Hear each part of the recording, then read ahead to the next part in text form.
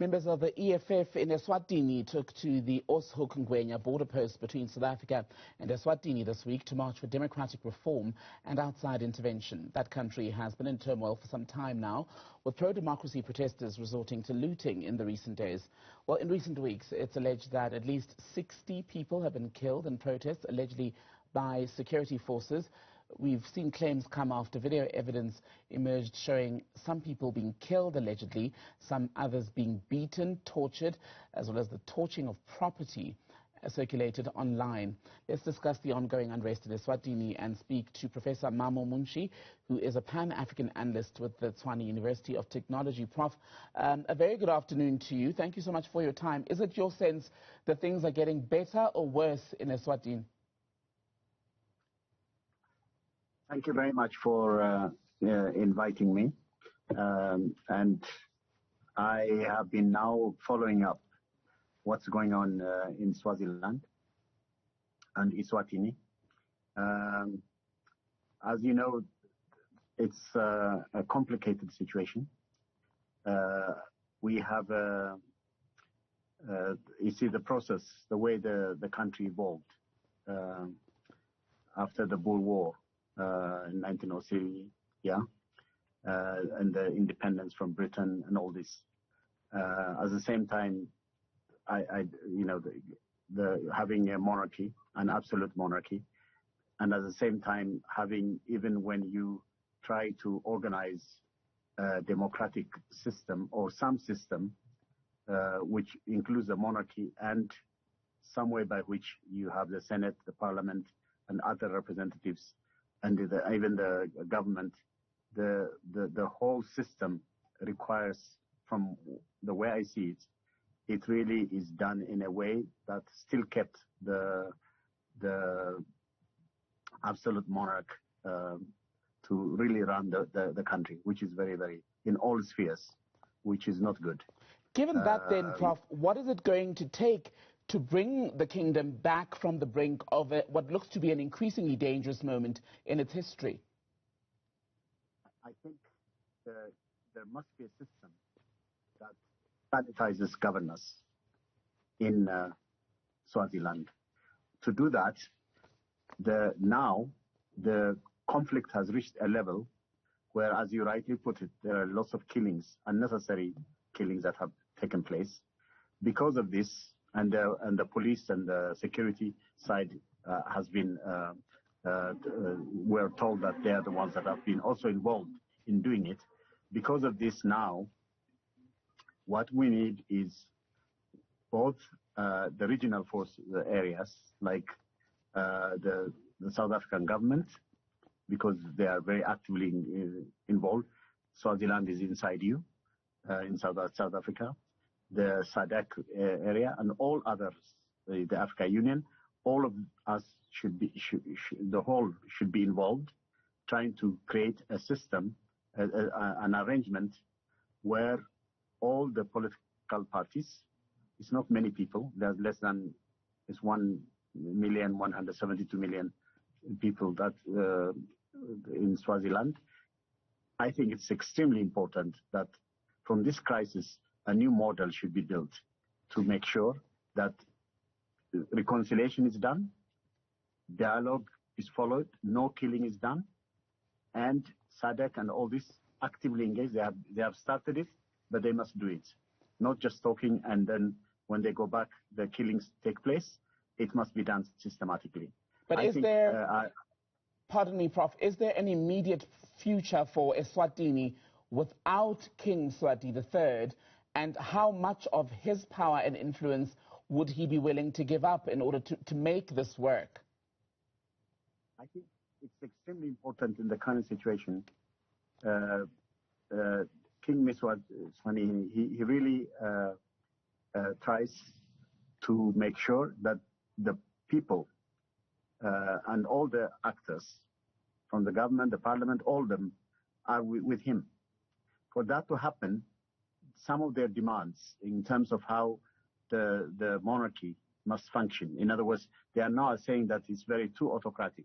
So there must be, and then they are saying that a lot of even the population a lot of our people in Swaziland, they are poor. They're on the poverty line. There are many of them are under the poverty line. In this kind of situation, it cannot go on like that. What we need is the king to really admit and find a way where there's inclusion, where all the people can gain benefits, and he should be facilitating. He should be a servant. Seriously. Any ruler in Africa must be a servant to serve the people, not to be served, not to gain. No, we shouldn't do that. Many changes have to also happen in our culture. For example, in Swaziland, the king, I hear he marries 15 wives and then has about 23 children and so on. This is also not right, because I think there should be ethics. There should be moral integrity. We need things like that. Even some of our traditions that are like this. Let's value our tradition, our indigenous knowledge, our culture, but at the same time, some of them we should also modify them, and so that, for example, our women must be respected. Our mothers and sisters, they are our mothers and sisters. We should respect them. All of us should respect them. We should not have this kind of situation. So there is a lot of change that needs to be done in the kingdom in Eswatini, and I think the king must be the leading, and he must apologize. Recently, I just read something on the leadership in Britain. I was quite surprised. The British Prime Minister apologizing, really seriously apologizing for making mistakes on some of the people who died in this coronavirus time. So we need to have leaders who are also able to apologize, all right, to do things like that. And is SADEK the vehicle to move Eswatini? We have seen it here in South Africa now. Former President Zuma going to prison. I mean, at least there's nothing happened. I was so happy that no conflict, no killing, nothing. I was a bit scared when the thing happened. Now you have the rule of law, and South Africa can be an example. Also, you are becoming an example if you do it in a very regular, very interesting way, without creating any conflict and any killings. Something like that is what we need to promote very actively in Africa. Let all the leaders be servants. Let us sanitize our governors. That's my really sincere recommendation for the people and the regional forces here, and the king of Swaziland and Eswatini. Final question, Prof. Is the SADEK intervention the vehicle to get Eswatini to that point that you're speaking about? I think SADEK has seriously a big role to play now. Now that, as you rightly put it, the killing is happening. People are dying. Ordinary people are dying, which is sad. Now, in this situation, I think it's extremely important that the SADEK now takes a serious role, not to go to meet some of these officials and the king and go back. No, there must be an active engagement to say an agenda must come out where it says, how do we resolve the situation where everybody will agree?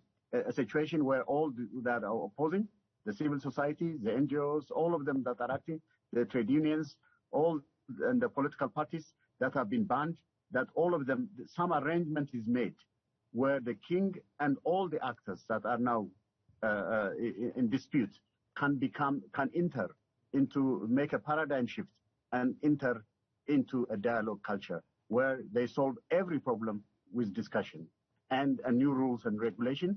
And also learning should be taken from the SADC area.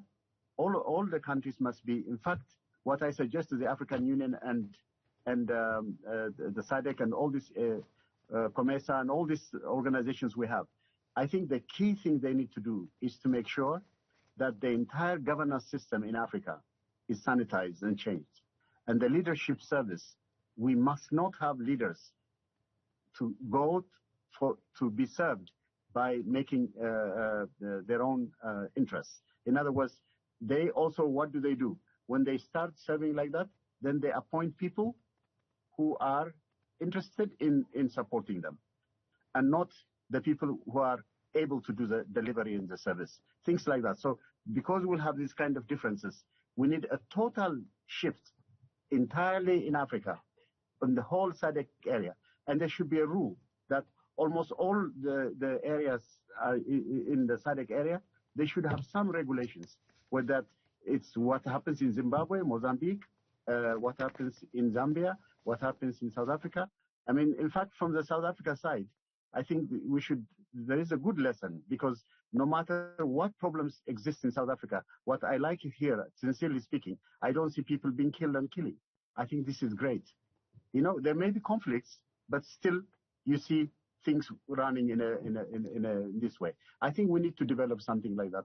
And I think SADC must be actively doing it. And South Africa also should also be actively engaged in really solving this problem.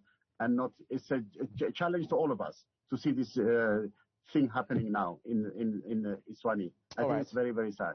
Thank you. Professor Muchie, good to speak to you. That was Professor Mammo Muchie, a Pan-Africanist analyst who's with the Tshwane University.